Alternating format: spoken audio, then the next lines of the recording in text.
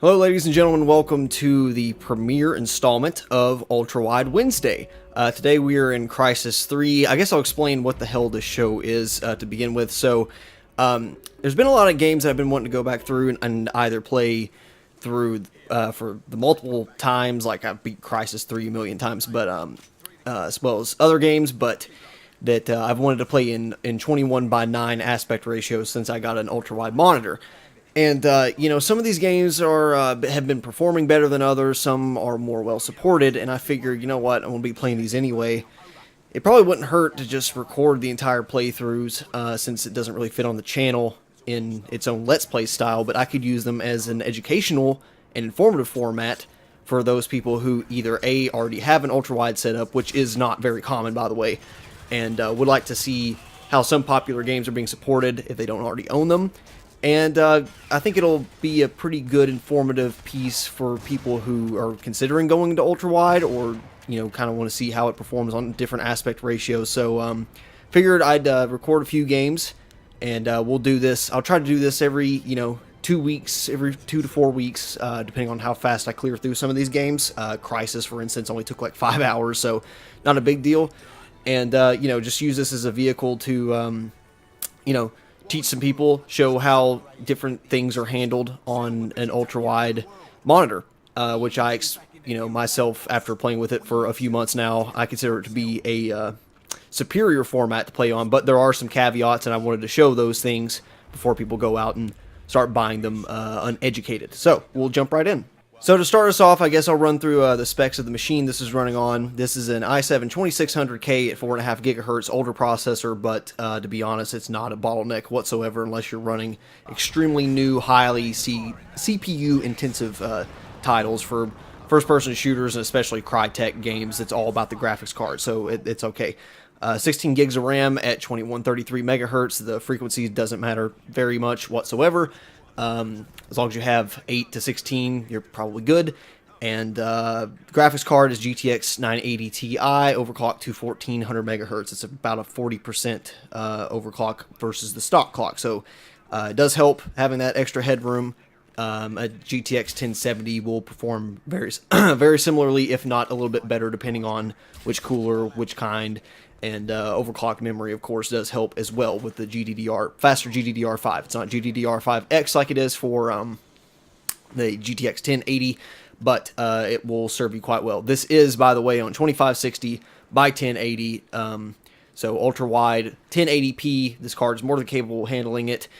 For anti-aliasing, we're going to go with SMAA times 2 in this game. I don't like the TXAA implementation. I do like it at some other games, the temporal effect. It does give a kind of a blurry claymation looking filter to it, and I do like that in some games like Fallout 4, but this one, it's a little bit too blurry for me, so I stick to the SMAAs. Tends to look good in about any game. MSAA, of course, looks the best, but it's basically super sampling along edges, so it kills your performance. For the rest of the settings, we're going to go with very high, which is the equivalent of ultra. I wish there was a more standard naming scheme across PC titles, and low motion blur, because I do like motion blur in this game, but I don't want to be extremely high and kind of ruin the whole point of the frame rate. So we'll jump into the game. Another thing worth noting is that I'm playing at 75 hertz instead of 60 hertz. Of course, you won't be able to see that, and that's about it. As far as the YouTube implementation of this goes, unfortunately, the way I'm rendering this video at 1080p, 1920 by 1080p. So what you're actually watching is 2560 by 1080 downscaled to like 1920 by 800 and something with black bars. For those of you, if you do happen to have an ultra-wide monitor, there's a YouTube plugin which I'll link down below that'll stretch the picture, and of course it won't look as good, but you'll get the point. And for everyone, I'd assume most people are using a 16:9 monitor, so it'll sit the way it's supposed to for you. So I guess we'll jump into the game finally. Usually the first thing that will make or break a ultra-wide experience is cutscenes, because they usually start off the game. And for this game in particular, it's kind of strange because the opening cutscenes here, as you can see, are in 16:9. They're not stretched, and this is the way I prefer them. I don't care what aspect ratio they're in, just fit it to the screen. and don't stretch it. Say if these were filmed in 21:9, I would like a 16:9 screen to show that with black bars. If it was 21:9 on an ultra-wide monitor like I have, I'd like it to fill the entire screen, all that kind of shit. So this is done correctly, in my opinion. I'd much rather watch a non-stretched picture. So I was completely okay with that. Jumping right into the game, it looks absolutely gorgeous. It doesn't play any differently. Matter of fact, I feel that the added field of view and cinematic, quote unquote, if you want to call it cinematic, this is true cinematic because it's the right aspect ratio.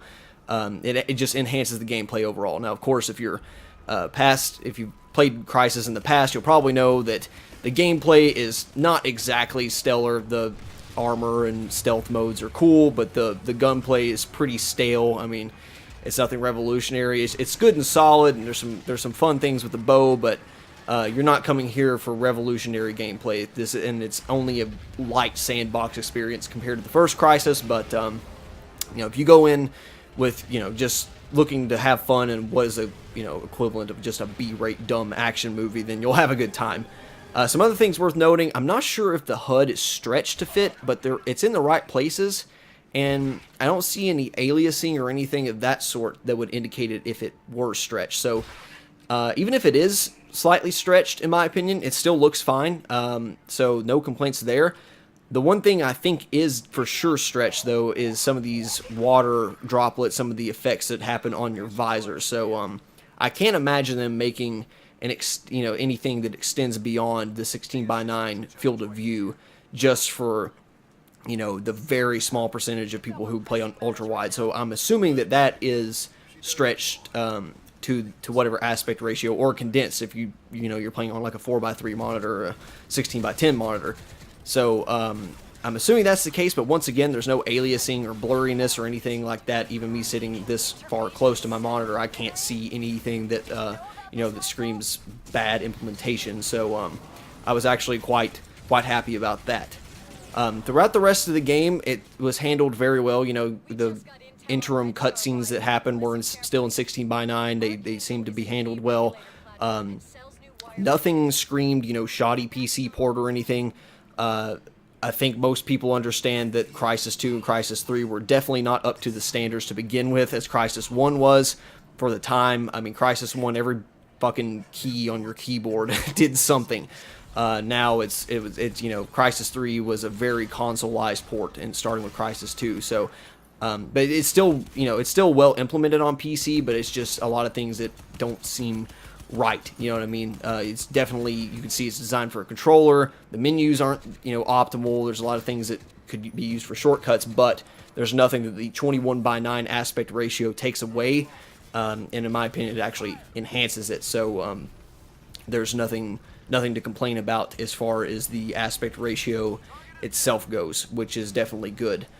Performance across all levels I played was absolutely stellar. We're talking ultra at 2x SMAA and an overclocked GTX 980 Ti. I would hope it's stellar, but constantly hovering at 75 frames per second or well above. I didn't have a screen capture or frame counter going on at that time. Obviously, I had screen capture. You're seeing this. And I couldn't tell you exactly how far it would dip, but there was a couple action sequences using stuff like grenade launchers that would make it dip down below 60, I could tell, but nothing that was even, made me think, oh my god, this performance is garbage. But 90% of the time, it was very good. And of course, people could say, well, this game came out in early 2013. I would fucking hope it runs well on, fairly new hardware. But this game, honestly, besides some gameplay and the typical dipshit storytelling that's associated with CRYSIS, which is a shame because they do have some cool motifs and very nice, storytelling moments, but overall, it's fucking like a kindergartner wrote it. Graphically, the game does not look like it's aged a day. It looks better than 90% of AAA titles coming out now, and those other 10% are usually don't really, come to full life unless you have like a 4K monitor or some other enhancements like Witcher using mods, but still an absolute gorgeous game. The only other in-game drawback I could tell from UltraWide was that the field of view wasn't quite high enough for me. Now you can go into the INI file and even pull up the tilde key, and you can edit some things on your own. But they're separate field of view items for, you know, whether you're stationary, whether you're walking. You can see if you like sprint, it'll zoom out a lot or zoom back in, and if you stand still, it'll go back to a normal value. I don't think I recorded it here, but I did try that before playing through the entire thing. I found the default field of view to be adequate most of the time, but there were at some points I was thinking I would like it to be higher, but I think that's mostly a consequence of the gun models being so insanely large in this game, and they do look very nice, so I don't mind looking at them, but aside from that, though, it worked out quite well. Towards the end, there was a couple anomalies, and I'm not sure if each cutscene has a different algorithm or whatever associated with it, but some of the cutscenes towards the end started being stretched.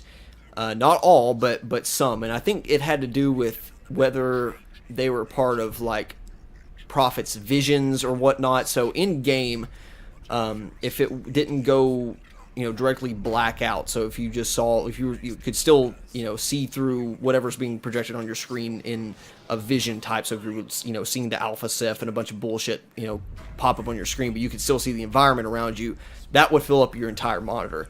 And you could tell that was being stretched because whatever video they used, codec, it looks like garbage. Every video game uses it. I don't know why. I guess it keeps their file size small, but you could definitely tell it does not look good. But if, you know, it just backs out through a cutscene or looks by itself, like the last, second to last cutscene and a couple other visions still have black bars. So I don't know exactly why that is. And you can see the final cutscene is stretched, I'm assuming.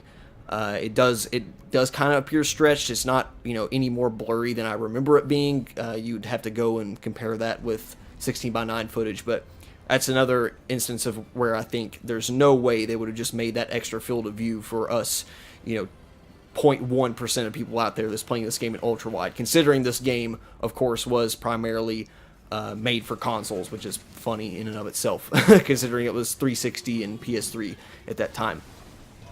So overall, I had a fantastic experience rerunning through this game. Any problems that I have with the game are certainly not attributed to the ultra-wide format that I played in. I've seen it being played in the ultra-wide 1440p. It looks absolutely gorgeous. I would personally recommend, if you're going to pick up an ultra-wide monitor, I plan on using mine for different uses other than just gaming, so I didn't really mind it, and I got it pretty darn cheap. Still IPS, but I do recommend you get at the very least a VA panel, IPS preferably, and some adaptive sync technology, especially if you're playing stuff that's as demanding as CRYSIS 3, and you will have not just, you know, a gaming experience, you will have what I consider to be the gaming experience. And slap the fuck into my mic stand like a moron. So yeah, I've had an absolutely incredible time running back through this and checking it out in ultra-wide. I can't wait to look through some other ones. So if you're wondering, I would recommend, you know, for like 2560 by 1080, Ultra, 1070, 980 Ti, a couple 480s and Crossfire, I guess, if you wanted to go that route, would probably, you know, suffice. I think even an R9 Fury X or a regular Fury card overclocked, even the Nano, honestly, with a little bit of boosting, will work just fine with CRYSIS 3, and, you know, anything that's similarly demanding. I'm not, you know, of course this is just covering the implementation of this game in this video, but just a general rule of thumb. If you wanted to take it up even further to the 1440p ultra-wide, I would start recommending you get into SLI higher-end cards. I would think a single 1080 would get you by most of the time. SLI 1070s or 980 Ti certainly would. I don't know why I added that probably in there. I've not recorded in a while. My talking ability's absolute shite, I guess. And then for the AMD side, probably 480s would do okay. I would wait personally on 490s, or, you know, keep using Crossfire, R9 Fury, X's, whatever you have. Once you start getting into that ultra-wide 1440p with adaptive sync technology, you're getting into high-end computing anyway. So, but yeah, you could absolutely take a mid-range card, like a 1060 or 470, and still have an amazing, you know, ultra-wide experience, 60 FPS on high, a mixture between medium and very high, depending on what you like as far as eye candy goes. So, Final verdict, CRYTEK did an excellent job with 21:9 implementation, in my opinion. There's a couple anomalies with cutscenes. I would rather them all be 16. You know, if it's going to be 16:9, make it all true. Or if you have to stretch it, all of them, stretch all of them. Of course, native implementation is the best, but I would rather deal with the black bars myself. Of course, that doesn't redeem any of the the fact that a lot of the level design is not nearly as sandboxy as CRYSIS 1, and the storytelling is even more far-fetched, and the character development that it almost went really well and it falls flat on its face. Basically, CRYTEK is a lot better at making extended tech demos versus actual games, but you cannot deny that their games are absolutely gorgeous, and it certainly looks even better in 21:9, in my opinion. So, yeah, that's CRYSIS 3 and UltraWide. I hope this helped some people make some decisions. I definitely recommend trying it. It goes on sale for like $5 all the time. And if you just want a dumb action movie type experience, it's only going to last 5 to 6 hours. I played this on the medium difficulty veteran. I beat it on Super Soldier. It only takes a couple hours more. And just a lazy afternoon. If you want to play through the whole thing, you can get it like $5 on Origin a lot of the times. And multiplayer is okay. It's pretty dead, but it's all right to mess around with every now and then. So, yeah, if you want to push your ultra-wide to the limits, or just was curious how one of these, still to this day, most demanding games runs under 21:9, then there you go. So we'll be back hopefully within a couple weeks, 2 to 4, like I said, with another game. I'll try to do this as often as I can, like I said, with games that I want to complete but don't necessarily fit the channel content, whether it be educational or full play, or it's going to be older games. So these games can range anywhere from 10 years old to modern. Just depends on what I'm playing, and hopefully it will give a good backlog and good idea of just how feasible the 21:9 aspect ratio is. And if you run ultra wide or a different, say 16:3 in Eyefinity, or triple monitor, double monitor, whatever you do, I'd love to hear it and hear your guys' experience with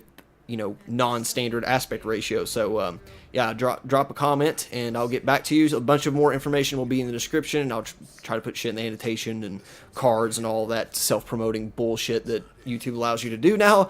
And appreciate your support, and hopefully see you in a couple more weeks with another one bites the dust, however the fuck that goes. See you guys.